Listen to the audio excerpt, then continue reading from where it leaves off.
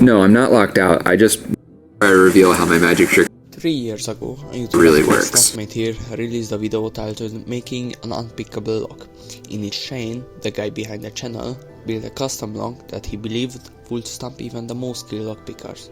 He even sent it to the famous lockpicking lawyer, but as it turns out, even the most over-engineered designs could crumple under a good attack.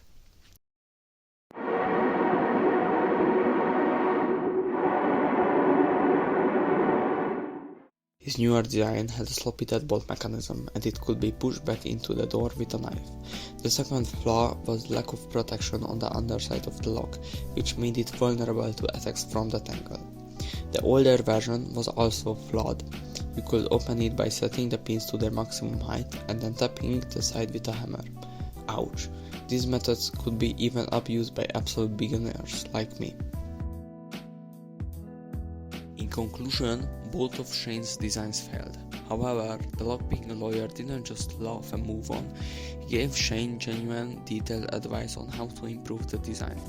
Unfortunately, Shane never followed up with a new video, aside from the brief reaction. It's a shame, because his original idea was actually quite impressive. Against a random thief, it would hold up very well, but against someone experienced and equipped, not quite.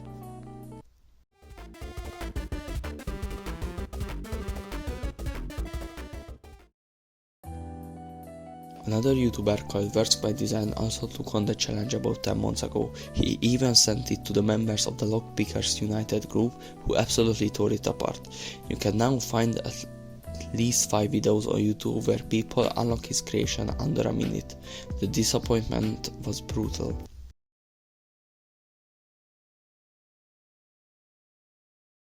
A month ago, I watched Works by Design's video, and something clicked.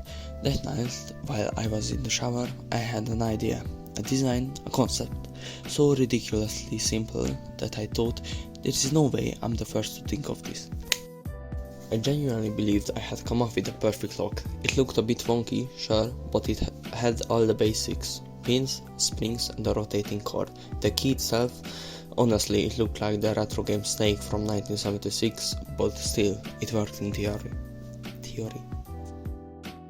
So why do I want to reinvent locks? What's so wrong with the traditional ones? Honestly, I'm just 14 years old and English isn't my first language either. So instead of me explaining everything, I'll let Shane do the talking. Here is a short clip from Stuff Made Here's original video. If you want to watch the full thing, I've linked it in the description.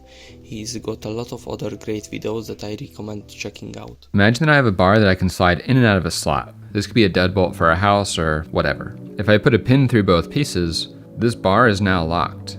I can't move it. This is about the simplest possible lock. And this is a very insecure lock because all that I have to do is push this up, and then this green part, it's unlocked. If I split the pin into 2 pieces, I have to push on it the exact right amount so that this lines up with this. If I push it too far, then the lower piece jams the lock, and if I don't push it enough, the upper piece jams the lock. And then a key for this lock is just something with a little wedge that will push these up the correct amount so that it can slide. If we zoom in on the pins inside of a lock, nothing fits perfectly and there's roughness and all kinds of issues. This creates a lot of ways for a pin to get stuck in the unlocked position. I could pull sideways on the lower part of this lock, then push up on the pins and get the red pin stuck on this little edge. If I can find a way to do this for every pin in the lock, then that's it, it's unlocked.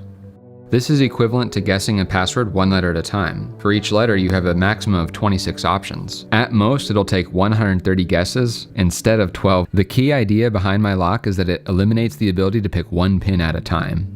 You have to try all the combinations, which makes picking it intractable. Here's my conceptual idea for how to do that. You start with a normal lock with a normal key that sets all the pins to the correct height. Except this lock is somehow designed such that you cannot test if the pins are at the correct height until you do a few things. First, you somehow lock the pins in place so they can't drop if the key loses contact with them. Then you separate the key from the pins, which stay in place because they've been locked. And then this is very hand-wavy, but you insert some kind of barrier between the key and the pins.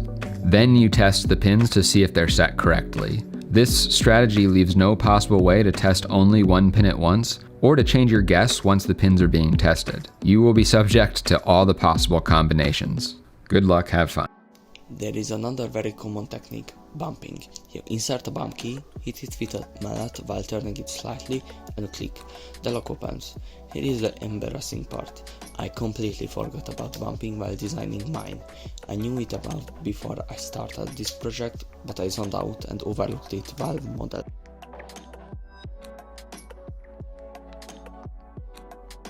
The main idea behind my lock isn't just about pin height like Stuff Made Here's version, it's about accessibility. My philosophy is simple, if you can't reach it, you can't pick it.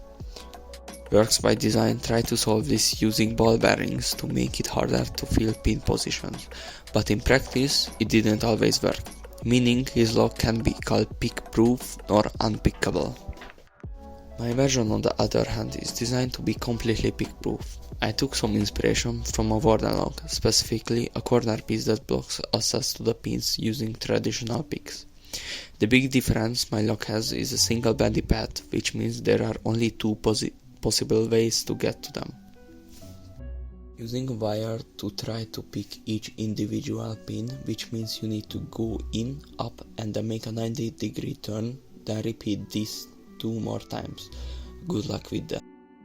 If someone tries to mimic the rotation of a real key with a wire, they'd face another nightmare. I intentionally designed the keyhole to be smaller than the actual height of the key head. So to pick it, you need to unfold your wire tool to get in, then unfold it inside the lock to guess the path. At that point, you need to go home, CNC your own key, then go back to the door and then unlock it. Is it technically possible? Maybe, but it's not practically possible to use it in a break-in. But yes, my design still has one major flaw. The pins are perpendicular to the face of the door, which means someone could just knock on it with a rubber mallet and potentially open it without picking. So while my lock is pick-proof, it's not force-proof. So have I failed? Am I just another person in a long list of smart people, including grown men with PhDs, who've tried and fallen short? Maybe, but let me remind you, I'm only 14 years old. Also, this was my first time working with mechanical joints in Fusion 360. Considering that, I say I did a pretty good job. Let me also point out something critical. Unpickable locks don't exist, not in an even perfect world. What we are aiming for is something I call a humanly unpickable lock. A lock so difficult and inconvenient to pick that no one would ever bother trying.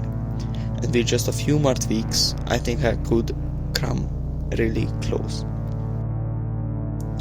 I haven't built this design yet, I've been a bit lazy, but if this video somehow hits 100 likes or something, I'll make a new model. Maybe even cast it out. Also, if someone could tag Works by Design or Stuff Made Here, that'd be cool. I'm a little too anxious to do it myself.